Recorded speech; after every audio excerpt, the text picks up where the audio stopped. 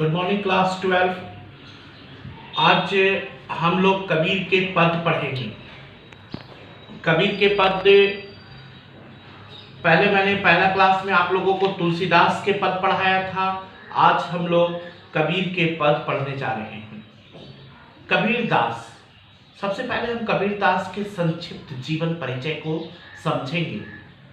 हम संक्षिप्त जीवन परिचय आपको बता दे रहे हैं, लेकिन आपको विस्तार पूर्वक कबीरदास के जीवन परिचय को पढ़ना है।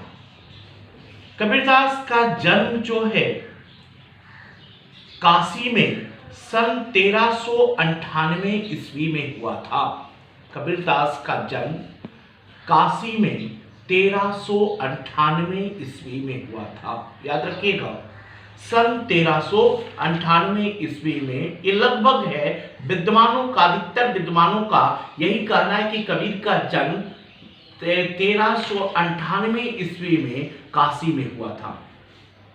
कबीरदास निर्गुण भक्ति काव्य के सर्वश्रेष्ठ कवि माने जाते हैं। निर्गुण भक्ति काव्य के सर्वश्रेष्ठ कवि।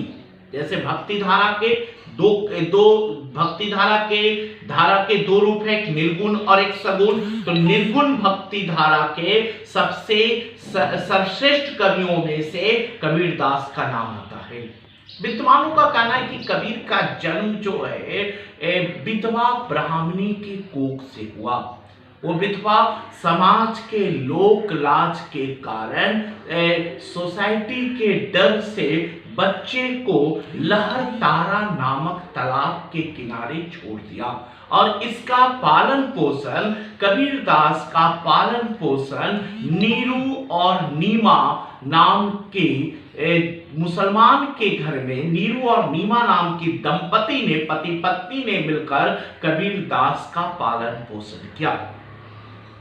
कबीरदास के गुरु का नाम स्वामी रामानंद थे। कबीरदास पढ़े लिखे नहीं थे। उन्होंने अपने जीवन के अनुभवों जो है कसौटी को क्या किया है, सही समझा। मतलब कि कबीरदास जो थे भागवत के प्रबल विरोधी थे। कबीरदास जो थे भागवत के प्रबल विरोधी थे, पढ़े लिखे नहीं थे, लेकिन साधु संतों के स्वभाव में वो ज्ञान को प्राप्त किए। कबीरदास के बारे में आया कि कबीरदास रूढ़िवादिता, धार्मिक आडंबर, अंधविश्वास, जाति पाति का भेदभाव किया और मूर्ति पूजा का खंडन किया। कबीरदास एक ईश्वरवाद थे, एक ईश्वर को मानते थे। कबीर के दोहे को आप पढ़िएगा तो कबीर ने अपने दोहे से अंधविश्वास को खत्म करने की कोशिश किया। जैसे कबीर ने मूर्ति पूजा के खिलाफ बहुत से दोहा लिखा। जैसे कहा, पाहन पूजे हरि मिले तो मैं पूजूं पहाड़, ताते भली चाकी जो पीस खाए संसार। अगर पत्थर पूजने से अगर खुदा मिल जाता है तो मैं पहाड़ को पूज डालता हूँ। इससे अच्छा तो चक्की है जिससे लोग पीसकर अनाज खाते हैं।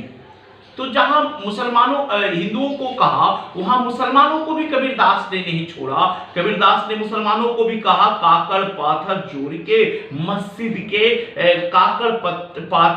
के मस्जिद ले ही बनाए, ता चढ़ी मुल्ला बाग दे, क्या बहरा हुआ खुदाए। कबीर ने कहा, माला फेरत झुक गया, मिटाना मन का फेर, कर का मन का डारी दे, मन का फेर। कबीर ने कहा, कस्तूरी कुंडली बसे, मृग ढूंढे बनमाही, घटी घटी राम है, दुनिया देखे नाही। तो कबीरदास के दोहे को जब आप पढ़िएगा तो इनके दोहे में अंधविश्वास, रूढ़िवादिता, धार्मिक आडंबर का विरोध किया गया है।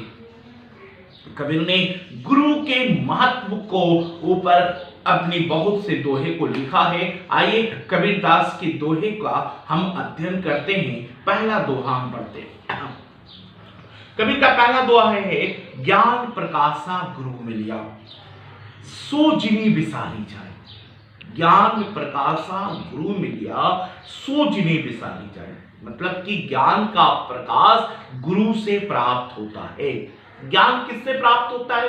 गुरु से प्राप्त होता है।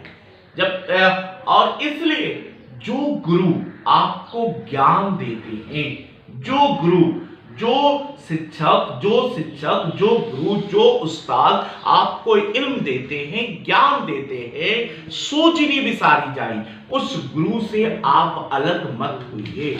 उस गुरु को हमेशा रिस्पेक्ट कीजिए, हमेशा आदर कीजिए। उस गुरु से आप अलग मत होइए, उस गुरु को त्यागिए मत, छोड़िए मत। जो गुरु आपको क्या देता है? ज्ञान देता है। ये गुरु के महत्व के ऊपर कविता पंक्ति लिखा है कबीर ने कि ज्ञान प्रकाशा गुरु मिलिया, सो जिनी विसारी जाई। और जब गोविंद कृपा करी तब गुरु मिलिया। और जब ईश्वर की कृपा होगा तभी आपको सच्चे गुरु की प्राप्ति होगा। जब आप ईश्वर की कृपा होगा, मतलब कि अल्लाह जब आप पर मेहरबान होगा, जब खुदा आप पर मेहरबान होगा, तभी सच्चे गुरु की प्राप्ति होगी।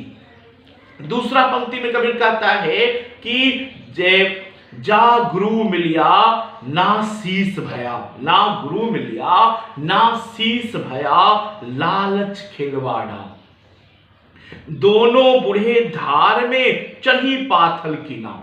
प्रस्तुत पंक्ति में कबीर दास जीवन की विडंबना का वर्णन करते हुए कहता है कि ना तो ज्ञानी सद्गुरु की प्राप्ति हुई और ना ही ज्ञान प्राप्ति की इच्छा रखने वाला शिष्य ही मिला।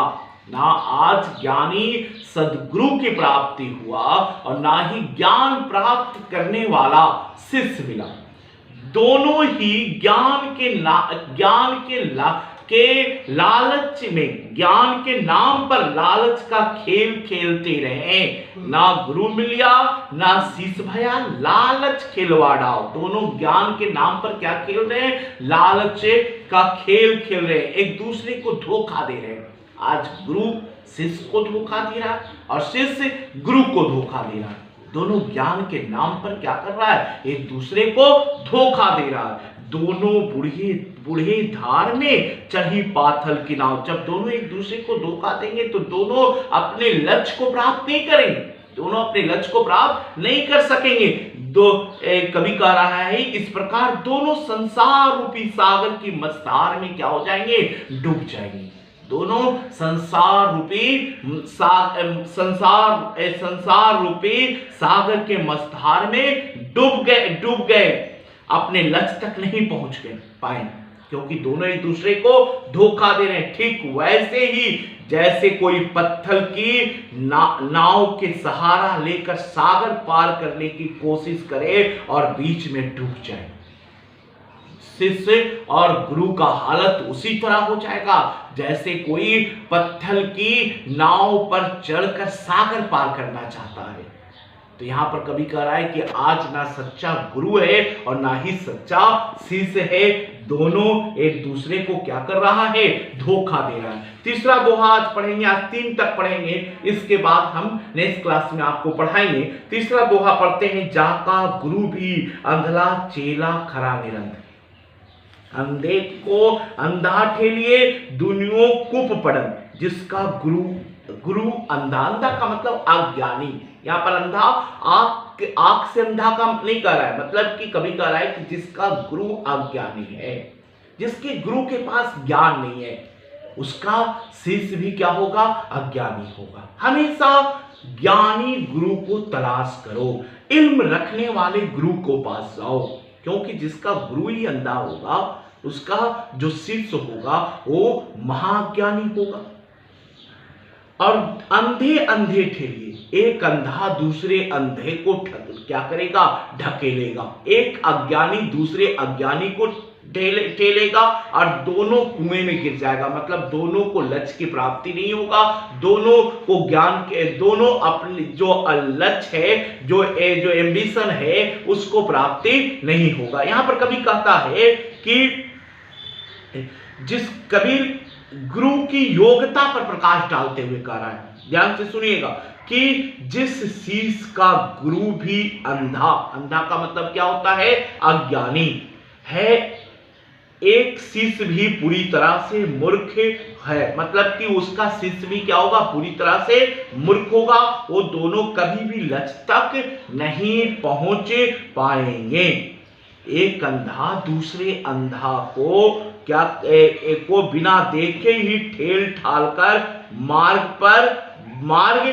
पर बढ़ाएगा, तो उसका परिणाम यही होगा कि दोनों ही क्या होंगे, कुएं में गिर पड़ेंगे, मतलब दोनों को लक्ष्य की प्राप्ति नहीं होगी। बस यहाँ तक आज हम पढ़ लिए हैं, फिर नेक्स्ट क्लास में इसके बाद पढ़ेंगे। धन्यवाद।